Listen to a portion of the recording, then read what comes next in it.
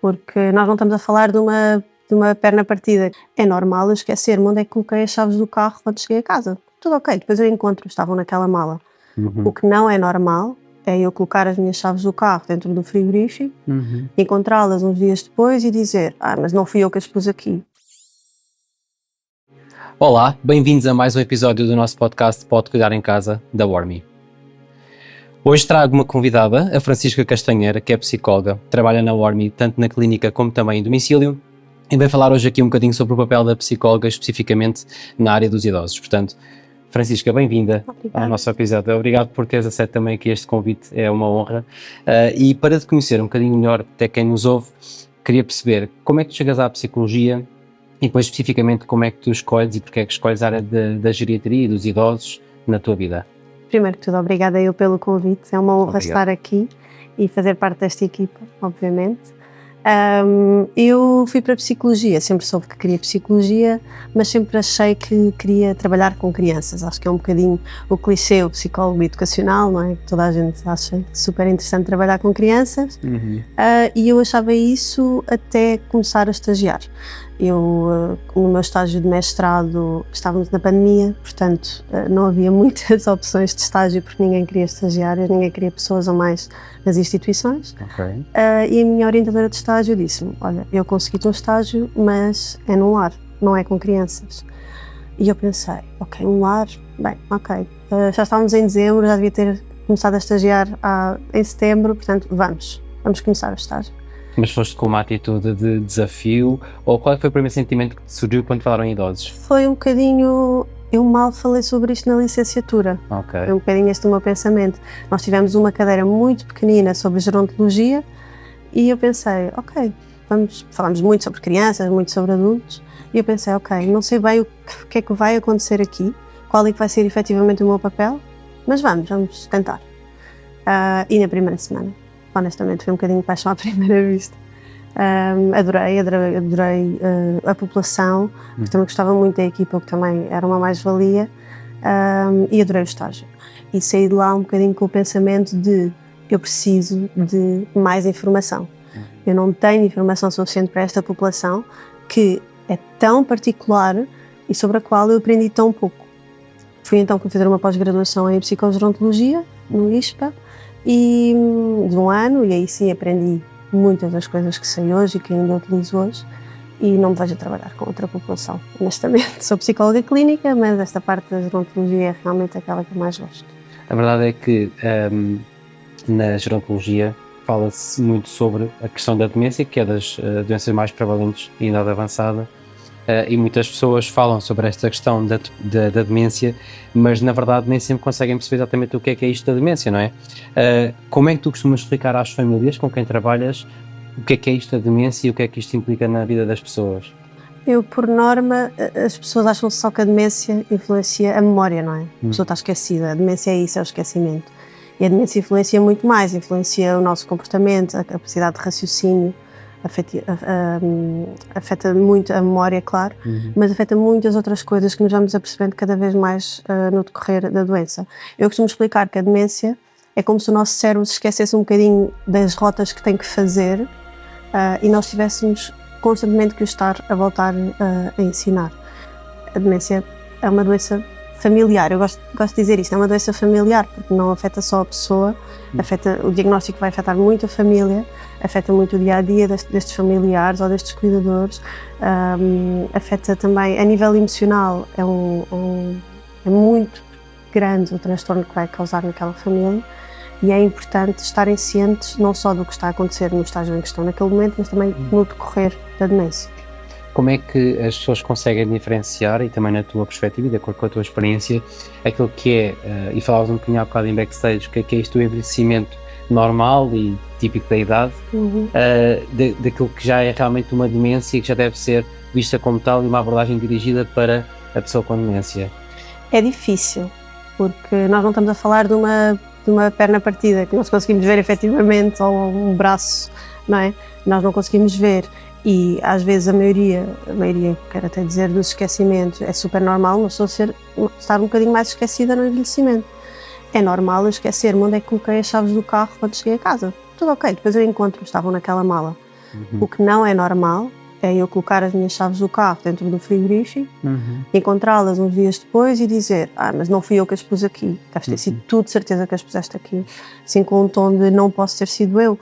Tal como, por exemplo, é super normal eu esquecer-me de uma consulta, de um compromisso, passou-me, esqueci-me. Tudo ok, em qualquer idade.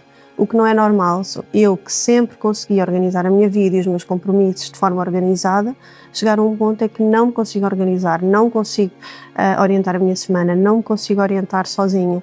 Isso sim poderá ser uma chamada de atenção.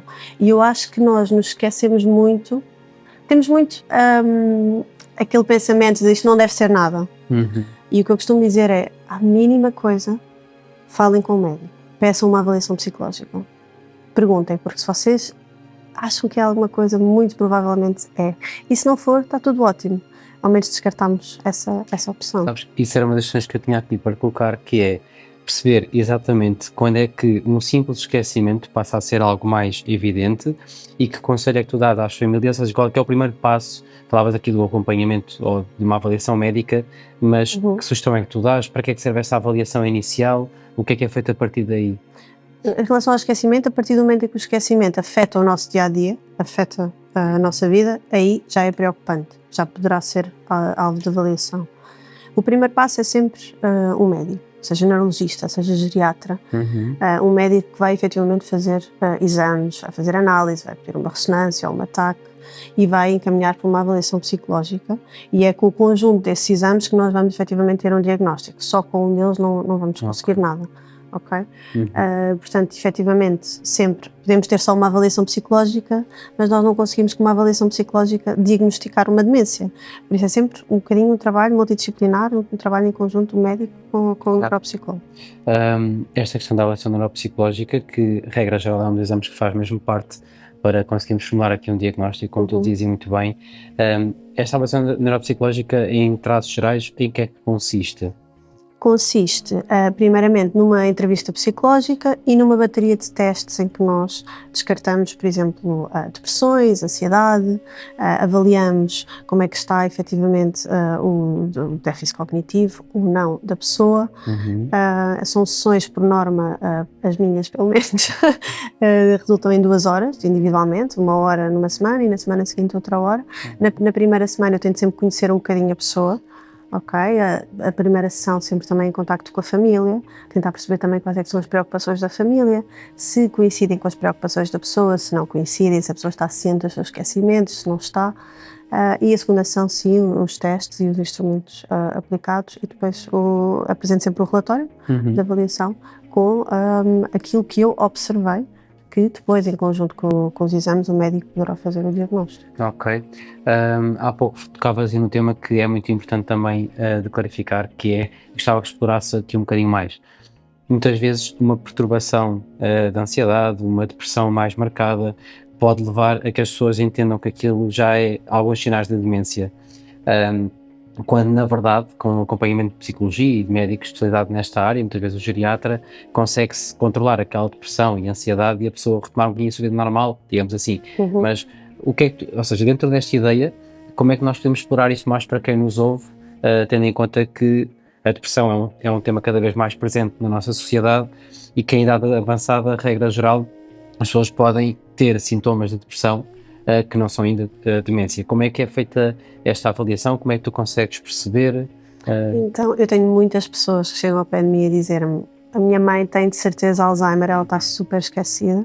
E eu faço uma avaliação e percebo: sua mãe não tem nenhuma demência, sua mãe está com uma depressão. Porque os sintomas são muito parecidos no início do estágio da demência, ou seja, os esquecimentos, super comuns na demência, super comuns na depressão, falta de vontade de fazer as coisas, na depressão, super comum, e na demência, esta falta de vontade corresponde ao que é a pessoa não saber, às vezes, deixar de conseguir fazer certas coisas, por isso é muito confundível, e é muito importante nós conseguirmos ter este diagnóstico a 100% para perceber que ou é uma coisa ou é outra. Por isso é que eu aplico também instrumentos de avaliação da depressão, quando aplico instrumentos de avaliação do nível cognitivo, para perceber os dois níveis. Qual é que será realmente aqui a questão? Sim.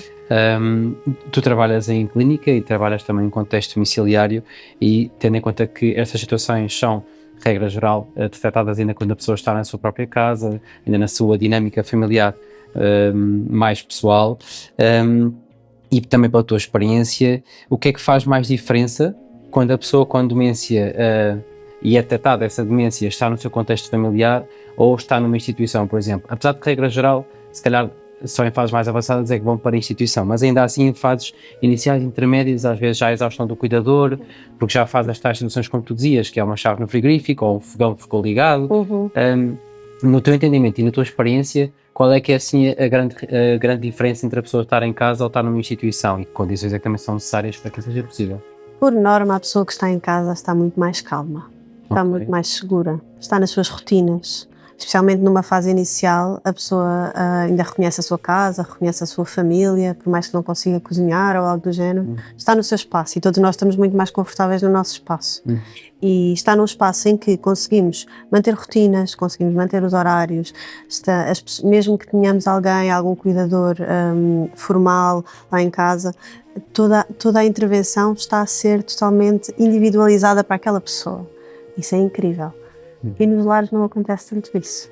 E eu já trabalhei em lares, trabalho ainda num lar, como tu sabes, e é um bocadinho como as creches, não é? Cestas é àquela hora, mesmo que o miúdo não queira fazer a cesta, vai ter que fazer a cesta. E os lares é um bocadinho isso, as higienes são àquela hora, o levantar é àquela hora, o almoço, o lanche, as visitas, até as visitas têm horas planeadas, tudo, não no timing da pessoa, mas no timing da instituição, que tem que ser, porque são 80 doentes e nós não conseguimos fazer de outra maneira. Mas efetivamente uma pessoa que está em casa, regra geral, a não ser que esteja num ambiente obviamente não muito positivo, vai estar muito mais calmo, de maneira geral. Falavas aqui em tranquilidade, em serenidade. O que é que os cuidadores, sejam os formais ou informais, muitas vezes quando as situações são identificadas, a pessoa ainda vive com o marido, com a mulher, ou vive na casa dos filhos, o que é que o cuidador pode fazer no dia-a-dia, do ponto de vista prático, estratégias, para também dar alguma tranquilidade à pessoa que começa com sinais de demência? Então, rotinas é a minha palavra favorita. Rotinas. Ter horários para as refeições, horários para o levantar, para o deitar, tentar sempre ter estas rotinas estabelecidas. E essas rotinas, desculpa, só aqui um pequeno parênteses, essas rotinas, no teu entendimento, tem que ser algo que a própria família crie junto da pessoa, ou de alguma forma tem em conta o histórico de vida? Por exemplo, eu recordo-me de uma situação de um senhor que sempre viveu muito durante a noite e que quando começou a desenvolver o seu déficit cognitivo e a sua demência, atualmente diagnosticada, foi difícil de perceber que, por exemplo, o padrão de noite que ele tinha antigamente, que era uma idade muito ativa e algo muito ativo, atualmente é marcada por disrupção comportamental e há algumas situações que não são assim tão favoráveis para a sua saúde. Por isso é que eu colocava esta questão, que é, quando falas em rotinas, é em que sentido? Ou depende da fase? Por norma, adaptadas à pessoa. Nem sempre é possível. Não é? Nem sempre é possível ser tudo adaptado à pessoa. Se nós estivermos, por exemplo, a falar, temos um cuidador formal lá em casa e o cuidador está das 8 às 8, nós vamos ter que ter as rotinas da pessoa das 8 às 8, porque é quando temos ajuda. Mas, por norma, quanto mais conseguirmos adaptar à vida que a pessoa levava, por exemplo, a pessoa todos os dias fazia uma caminhada às 10 da manhã, tentarmos continuar com essa caminhada, a pessoa gostava de ver aquele programa, fazer tricô, cozer, fazer alguma coisa, tentarmos sempre adaptar as rotinas àquilo que a pessoa sempre fez. Claro que depois às vezes deixa de ser concebível certas coisas, mas irmos adaptando sempre nesse sentido, um bocadinho as rotinas, sempre individualizado à pessoa. Sim, e nós trabalhamos muito em contexto domiciliar, também somos super defensores que uma higiene, lá está como dizias há pouco, no lar tem que ser entre as 8 e o meio-dia, aquelas higienes todas, quando não é mais cedo em alguns lares, não é? E em casa, se a pessoa quiser tomar um banho às 11 ou ao meio-dia, ou às 3 ou às 7 da tarde, então tudo bem, vamos dentro daquilo que é possível e concebível, como dizias, obviamente, e muito bem, manter isso possível para a pessoa. De acordo também com aquilo que é a tua vivência, quais é que costumam ser assim os principais desafios das famílias que acompanham estas pessoas com demência? A sobrecarga, o sentimento de impotência, não é? Porque por mais que estejamos a cuidar diariamente da pessoa e a tentar ajudar e a usar todas as ferramentas e fazer tudo um bocadinho segundo o livrinho e tudo certinho, o sentimento de impotência é sempre enorme. Os cuidadores são pessoas que estão a trabalhar 24/7, na maioria das vezes. São pessoas que estão com uma sobrecarga emocional enorme. Se formos um cuidador informal, se for o nosso pai, o nosso avô, portanto estamos a falar de uma sobrecarga emocional muito grande, uma possibilidade de um burnout também muito grande. é muito importante lembrarem-se deles próprios, lembrarem-se daquilo que eles precisam para estar bem, para conseguirem cuidar da melhor forma. Um bocadinho o clichê de não conseguimos cuidar se nós próprios não estivermos bem cuidados. E acho que é muito nesse sentido. Muitas vezes em contexto domiciliário, como tu dizias muito bem, são estes familiares que têm ainda a sua vida ativa, seja do ponto de vista laboral, seja do ponto de vista pessoal, porque mesmo quando entram em idade de reforma, quando são cônjuges, por exemplo, em que um deles começa a desenvolver estes sinais de demência, o outro ainda está funcional, regra geral, e tem as suas atividades, o cabeleireiro, sair com os amigos, sua necessidade de género, o que seja. De que forma é que depois o trabalho, neste caso particularmente o teu trabalho, pode contribuir para que esta vida seja mais leve, tanto do ponto de vista de trabalho direto com a pessoa, como com o seu familiar, com o seu cuidador? Eu trabalho muito, não tanto numa fase inicial, mas numa fase mais intermédia, vamos por assim dizer, da demência. Trabalho muito com as famílias, um bocadinho mais de desenvolver estratégias e certas coisas, para mim e para ti que trabalhamos na área, que são super básicas, para uma pessoa que nunca lidou com demência, se calhar não é assim tão básico. Eu tenho às vezes pessoas que me dizem: o meu pai não quer comer. Eu meto-lhe um prato à frente e os talheres e o meu pai não quer comer. Ok, mas o que é que lhe deu para comer? Um bife, ele adora bife, mas cortou-lhe o bife, é que se calhar não está a conseguir. O meu pai sempre soube cortar um bife, então experimenta a próxima vez, apresenta-lhe o bife cortado e veja a reação. Estas coisas que são super naturais para nós e que para uma pessoa que nunca passou por isto, nunca esteve com uma pessoa com demência, não vai perceber que é isto que está a acontecer. E também, às vezes não vai perceber e outras vezes não quer, não é? Como é normal, porque nós estamos a olhar para uma pessoa, na maioria das vezes, que nos é querida, que está a perder capacidades, e isso é horrível. Eu acho que um dos testemunhos mais pesados, digamos assim, ou se calhar mais desafiantes, acho que é a expressão mais correta para quem trabalha nesta área da população envelhecida e pessoa com demência, é muito isto, que é: a família entende que de alguma forma nós poderemos estar a substituir a pessoa ao cortar o bife, ou que estamos a infantilizar, porque, como dizias há pouco, em criança nós começámos a cortar o bife aos bocadinhos para eles terem autonomia de comerem sozinhos, e agora parece que é o regressar a essa fase.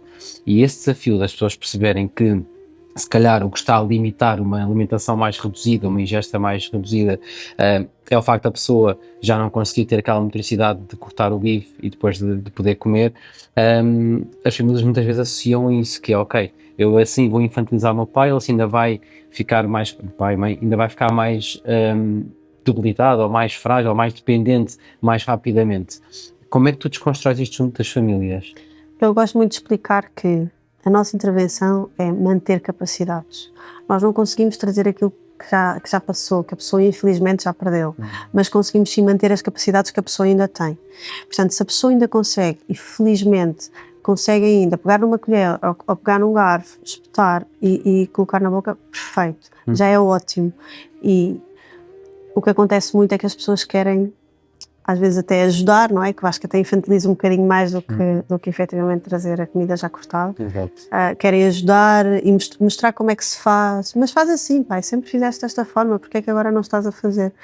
E isto também causa muita frustração na pessoa. E é perceber: ok, a pessoa já não consegue fazer isto, infelizmente, portanto, o que é que eu posso fazer para melhorar esta fase? Ok, então vou-lhe trazer a comida cortada, vamos ver como é que ele reage. Ok, reagiu bem, ótimo, check. Vamos tentar manter isto, tentar manter capacidades, que é muito o meu trabalho, não é? Na estimulação cognitiva que eu faço e tudo mais, o que eu mais faço é tentar manter capacidades. Porque como nós não conseguimos ir lá atrás buscar aquilo que a pessoa infelizmente já perdeu, e não vamos conseguir ensinar uma coisa nova, infelizmente, é tentar manter ao máximo as capacidades que a pessoa ainda preserva. Consegue. Porque é também um tema que surge, não é? Que é a pessoa já não tem capacidade, fruto de uma demência, no caso, e ao contrário serve de uma criança que está a adquirir aprendizagens, no caso da pessoa envelhecida está a perder essas aprendizagens. Portanto, o desconstruir isto junto às famílias, que é, nós vamos dentro da funcionalidade da pessoa, manter a capacidade de comer, de beber, de se vestir, tendo em conta as limitações que já apresenta, porque não vai conseguir recuperar aquilo que já perdeu. É diferente, o cérebro de um idoso é diferente do cérebro de uma criança. E isto acaba por ser, de facto, também muito desafiante. E a verdade é que cuidar de alguém é um ato de amor, não é? É um ato muito nobre, mas também é muito exigente. Que conselhos é que tu dás às famílias que passam por este processo e que cuidam de alguém com um processo de demência? Delegar sempre. os cuidadores, por norma, têm muita dificuldade em delegar. Às vezes têm pessoas a quem podem pedir para estar umas horas em casa com o familiar com demência e têm muita dificuldade em delegar. Mas é muito importante. Se nós tivermos alguém a quem podemos recorrer, delegar. Temos também o descanso do cuidador formal em algumas instituições.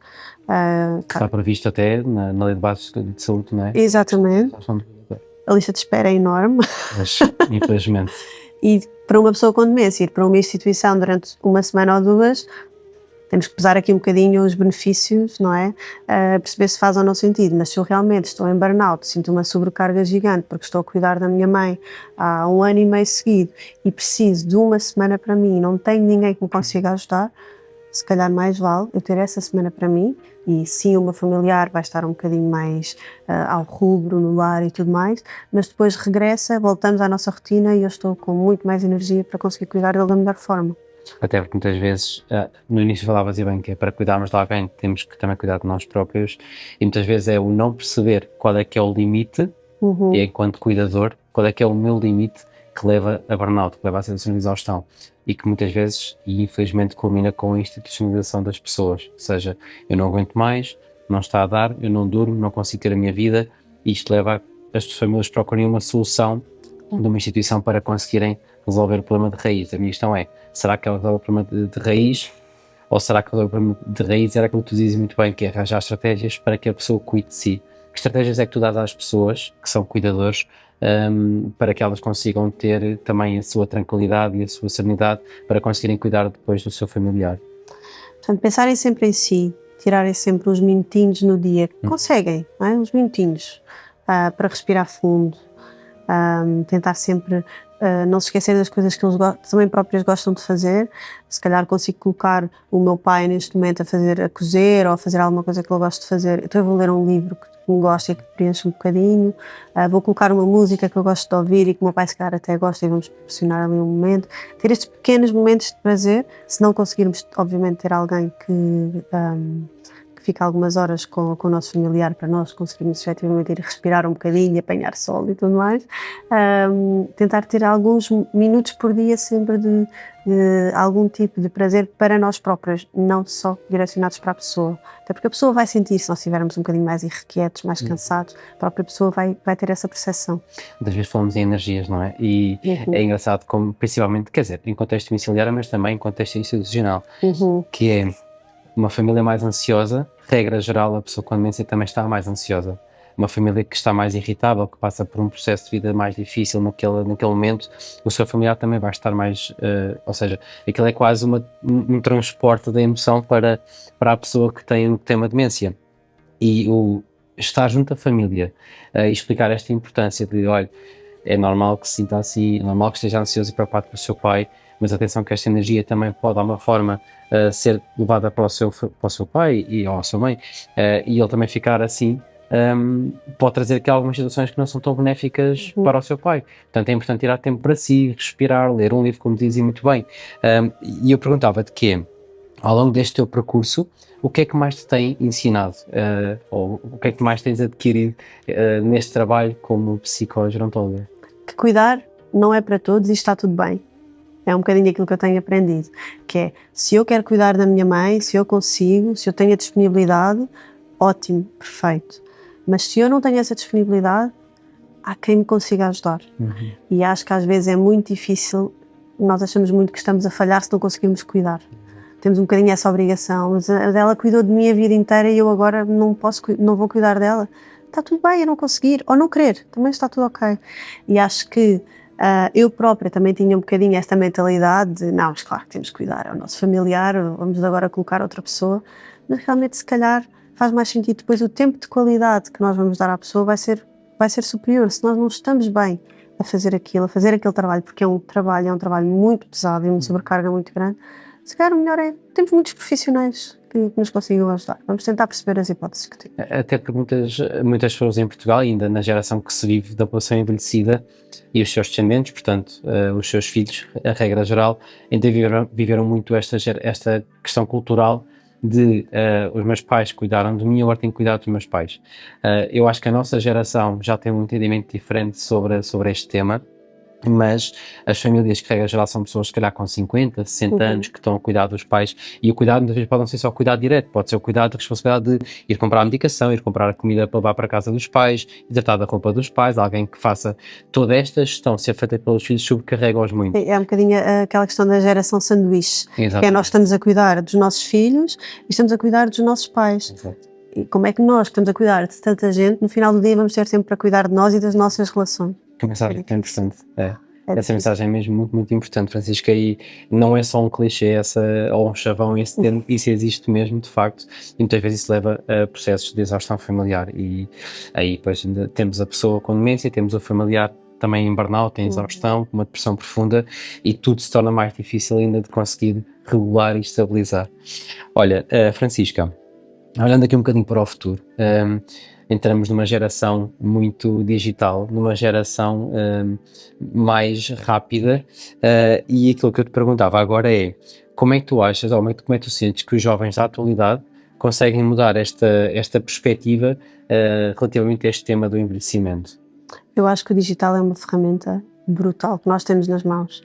Nós há 15 anos atrás, se quiséssemos, eu digo há 15 para não dizer mais, não é? Mas há 15 anos atrás, se nós quiséssemos uma informação sobre este tema, sim, íamos ao Google, tínhamos alguns sites, blogs, ok. Mas hoje em dia vamos às redes sociais e temos profissionais de todas as áreas a falar sobre tudo e podemos aprender imenso e ter uma resposta a um tema, já para não falar da inteligência artificial, não é? Uma resposta a um tema que nos é preocupante, assim, super rápido. E é muito isso também que eu tento fazer com a minha página, que é tentar que o meu conhecimento seja passado para as pessoas que estão a passar por esta fase de envelhecimento ou por uma demência, que é uma fase tão difícil e que precisam de tanta ajuda e todo o conhecimento que conseguirem arranjar. E a tecnologia trouxe-nos muito isto, que é a rapidez com que nós conseguimos obter as informações para nos ajudarmos a nós próprios, ajudarmos os outros. Por isso eu acho que realmente é uma mais-valia e temos muita sorte em conseguir ter este acesso. Eu até diria que hoje em dia, vou tentar usar aqui uma metáfora, que é, num livro, antigamente tinhas um índice, não é? Tinhas que ir à procura daquilo o tema específico que tu querias. Hoje em dia, com o digital, há alguém que se foca, como no teu caso, que se foca em psicologia, na pessoa idosa, especificamente na parte da demência, a pessoa já consegue, ok, é exatamente este conteúdo que me faz sentido, é esta a minha dor, é esta pessoa que eu quero. E isso já acontece. Né? Há pessoas que te procuram especificamente porque tu já produzes conhecimento e já levas conhecimento para outro nesta área em específico. Exatamente. Como é que tu te sentes em relação a isso? Saberes que os outros já te reconhecem como tal e que te procuram nesse sentido? É incrível porque acho que a minha avó teve Alzheimer, quando eu estava no início da licenciatura teve o diagnóstico de Alzheimer. Eu lembro-me de ter pesquisado imenso na altura e eu tinha assim muitos sites a falar o que era a demência, o que é que ia acontecer, tudo mais, que ninguém nos prepara na mesma para isso, mas eu não tinha ninguém que me dissesse, olha, se isto acontecer, podes fazer isto, se isto acontecer, experimenta isto. E é uma mais-valia eu saber que consigo ajudar com pequenas coisas, consigo ajudar e mudar dinâmicas familiares, que depois recebo mensagens ou ligam-me a dizer, olha, realmente experimentei aquilo e funcionou totalmente, obrigada, era uma coisa tão simples, como é que eu não me lembrei disso? Claro que não, está em constante burnout, em constante sobrecarga emocional e não consegue pensar numa coisa tão simples como cortar o bife, como falávamos há pouco. Exato.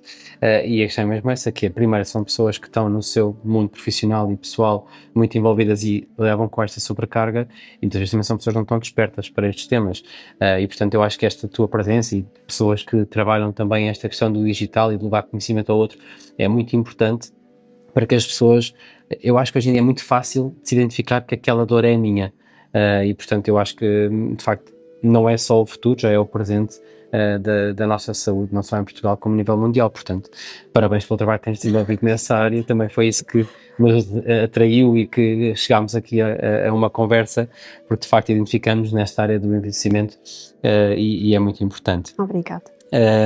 Olha, quase aqui a terminar, se tu pudesses deixar uma mensagem a alguém que cuida, a um familiar que cuida de uma pessoa com demência, qual é que seria essa mensagem? Parabéns, são super-heróis. Eu acho que uma pessoa que cuide é um super-herói, mas não se esqueça de si, não se esqueça de tirar tempo para si, não ser 24 horas sobre 7 com a pessoa, não esquecer no quão importante é focarmos em nós próprios, mas sempre, Parabéns. Eu agora transporto só um bocadinho para os paliativos, porque também é muito a minha área de investimento e a fase final de vida e o desafiante que isso é também. E isso é o que tu disseste agora também das pessoas que eu mais utilizo, que é o reconhecer o outro pelo esforço que tem feito. Porque, como tu dizes muito bem, a impotência que às vezes as pessoas sentem em não conseguir dar resposta a uma determinada situação, aos nossos olhos que somos profissionais, é de facto de valorizar e de reconhecer. E as pessoas, verdade seja dita, precisam de alguém que te diga: o que está a fazer está certo. Eu estou aqui para reorientar e reorganizar aqui o seu caminho e dizer: ok, tudo o que está a fazer está certo, vamos ir mais por aqui agora. Mas o reconhecer que a pessoa está a fazer certo também acaba por dizer: ok, retira aquele peso, aquela responsabilidade de será que eu estou a fazer bem, será que estou a fazer mal? Portanto, é claramente uma das expressões que eu também mais utilizo e as pessoas precisam de sentir esse carinho também. Tem essa validação, não é? É isso. Às vezes só validar já é ótimo para a pessoa, só dizer: eu percebo que se senta assim, é normal sentir-se assim. Exato. Ok, é normal. Ok, só isso às vezes já faz toda a diferença no dia-a-dia das pessoas. Sem dúvida. Olha, Francisca, para terminar, agora sim, aquela questão que eu coloco sempre às pessoas que convido para o nosso podcast, como é que tu descreverias uma palavra, ou em poucas palavras, pode cuidar em casa? Uma possibilidade, que eu acho que as pessoas esquecem, que é uma possibilidade. Acho que quando nós pensamos em uma pessoa envelhecida, pensamos automaticamente numa instituição. E não tem que ser uma instituição. Primeiro porque as instituições estão lotadas. Se não conseguirmos uma vaga protocolada, vamos pagar no mínimo 2 ordenados mínimos por mês, no mínimo dos mínimos. E efetivamente, cuidar em casa é uma possibilidade, e é a possibilidade de darmos o conforto da sua própria casa à pessoa. Podemos ter profissionais especializados na área, tal como nós os dois, que é incrível ter pessoas individualizadas, porque nós não precisamos de ter a pessoa numa instituição 24 horas sobre 7 se pudermos ter no conforto da nossa casa. Efetivamente é isso, e temos um fisioterapeuta que vai lá 2 vezes por semana, e um psicólogo que vai lá 1 vez por semana, e um médico que vai lá avaliar a situação e que está sempre disponível para alguma coisa. Eu acho que isso é uma possibilidade enorme que as pessoas hoje em dia ainda descartam um bocadinho e não percebem muito esse caminho. Já tinha tido palavras aqui muito próximas, umas entre as outras, mas possibilidade nunca tinha tido, e faz todo o sentido, porque de facto é a mesma possibilidade e as pessoas têm que perceber como é que é possível, e para isso é que existem profissionais estudados nessa área. Exatamente. Portanto, obrigado, Francisca, pela tua presença. Obrigada, eu. Gosto, e vamos continuar aqui a trilhar caminho nesta área que tanto nos apaixona. Obrigada, eu. Se identificaram com muito do que foi partilhado aqui pela Francisca, seja do ponto de vista pessoal, seja do ponto de vista mais social, pessoas que conheçam, partilhem este vídeo porque pode de facto ajudar muitas pessoas. Obrigado e fiquem para ver mais.